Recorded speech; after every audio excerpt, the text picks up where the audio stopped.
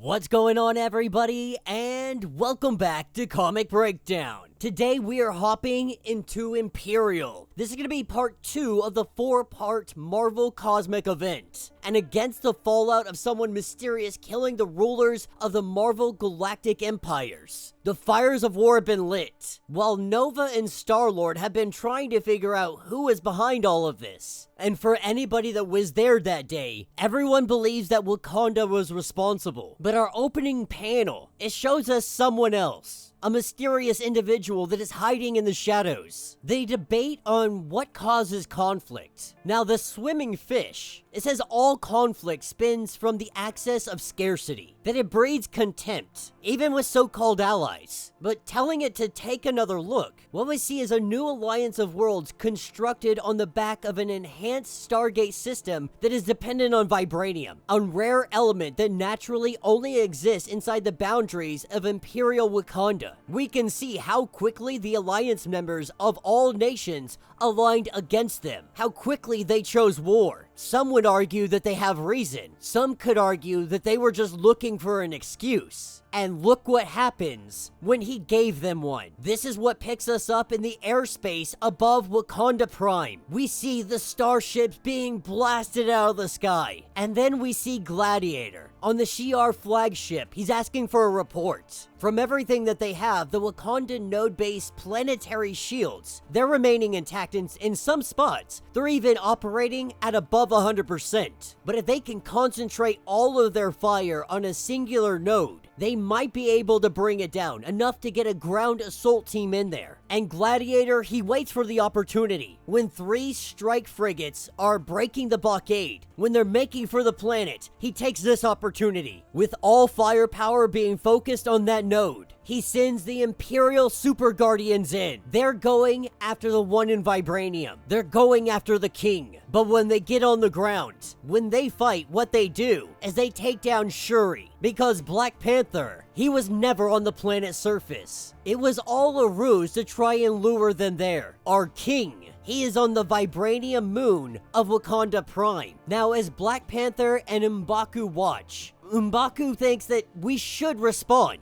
that they've already broken through. They've taken prisoners. But Black Panther is not ready to strike yet. Right now, they're targeting as many of the enemy ships as they can. So once they have 70% of this fleet in their eyes, that's when they make their attack. This is what takes us over to Nova and Star-Lord. They've been watching this battle ongoing, hearing the news that they have captured Black Panther's sister. The two of them want to go have a discussion. They want to figure out why this war started to begin with. Now, Shuri tells them that this is all gonna end badly for you guys, while Star-Lord would argue that his father was murdered by a Wakandan assassin 3 days ago. Not only that, but many representatives of every fleet member currently surrounding your world. So it's definitely gonna end badly for somebody. Shuri, of course, denies all allegations against Wakanda, saying that we don't traffic in assassination. If we're gonna come kill you, we'll do it right to your freaking face. That we would sign our names to it. Now, Nova, he says that that's what you did. The evidence shows this. Now Shuri wants to know what evidence you're talking about. As we head back over to Black Panther, 70% of the enemy's fleet is in his sight. And so he fires. The weapon performing as planned. The pulse amplified by the moon's vibranium. Over 60% of their fleet now lies dead in space. No primary power. They are all ripe for the picking. This is where he alerts the planet to open up the shields, to launch all attack ships. They crush their enemies today.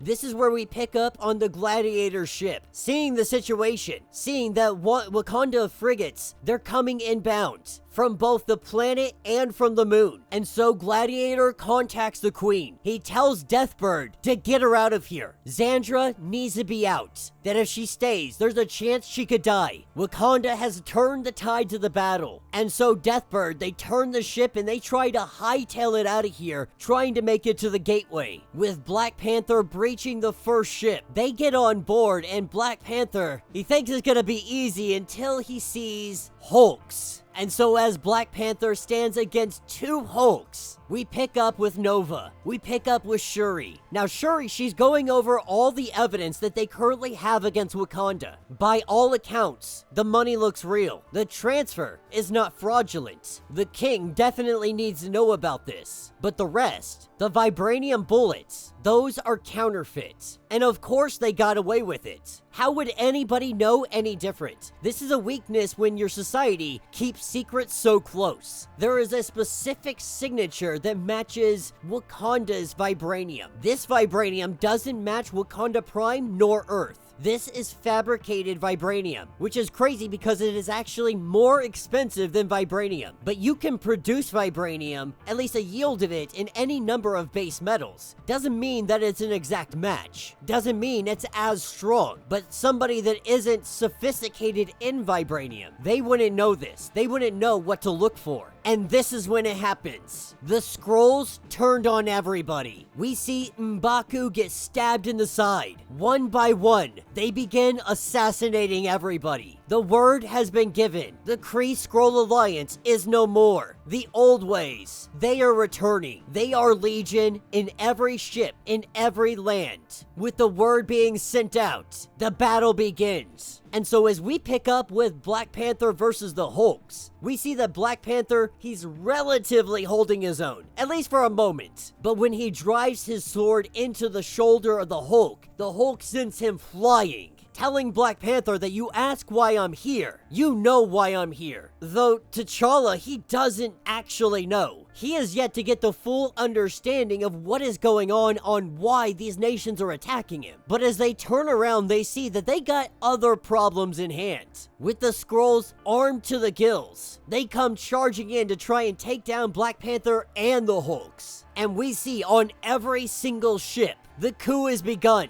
The mutiny is all over. The Skrull have betrayed everybody. That's what takes us over to Nova. Picks us up with Star-Lord. And with Shuri being able to kill one of these guys. Or at least use a nerve agent to drop him down. Star-Lord, Shuri, and our Nova, they're gonna work on retaking the ship. And as they think about this, they're thinking like, what are the odds that everything that's happened in the last week is all random occurrence? And the odds, they're close to zero. There is somebody behind all of this. That the variables are too many to factor. If the Kree still had their supreme intelligence, then it might stand a chance seeing the picture more clearly. But he says that there's no super intelligence out there in the corner of this universe, so we might be out of luck. But Nova says he knows where one is. And so as they hop into a ship, they go find the super intelligence. They go find the evidence that might lead to who is responsible for this entire catastrophe.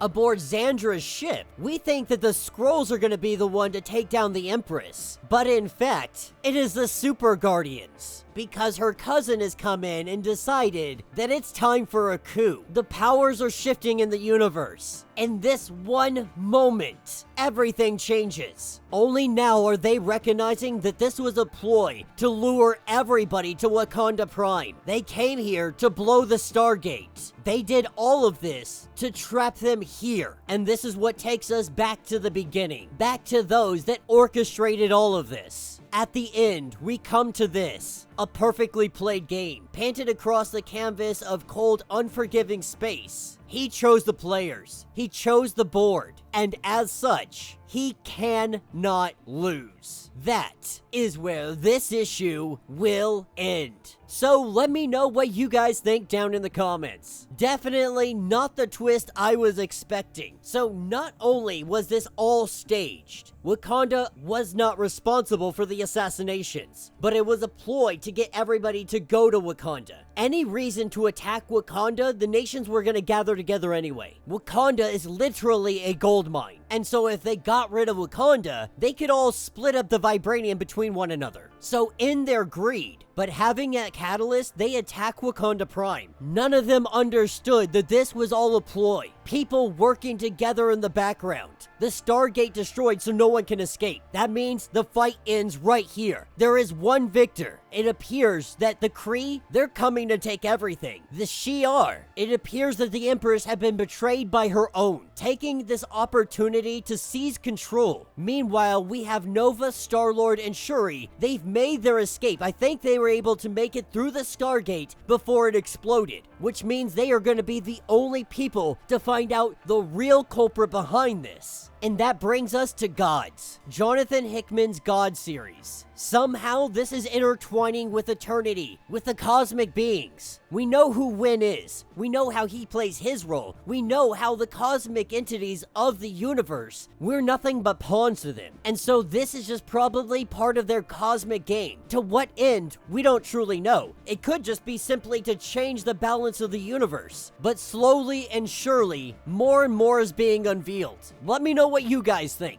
Let me know your thoughts. Let me know your theories. If you want to get caught up on everything going on with this series, go ahead, check out the link in my description as well as the top of this video. It's going to get you completely caught up on everything that has been going on with this series. If you would like to support the channel, you can always do so by joining the channel membership. Much like Patreon, having multiple different tiers, from $1 to $50 from loyalty badges to comics every single month. Not only are you helping out the channel tremendously, you're getting tons of perks in the process. Now, if you're unable to do this, do me a favor, subscribe to the channel, like this video, hit that notification bell, and with that being said, until the next breakdown.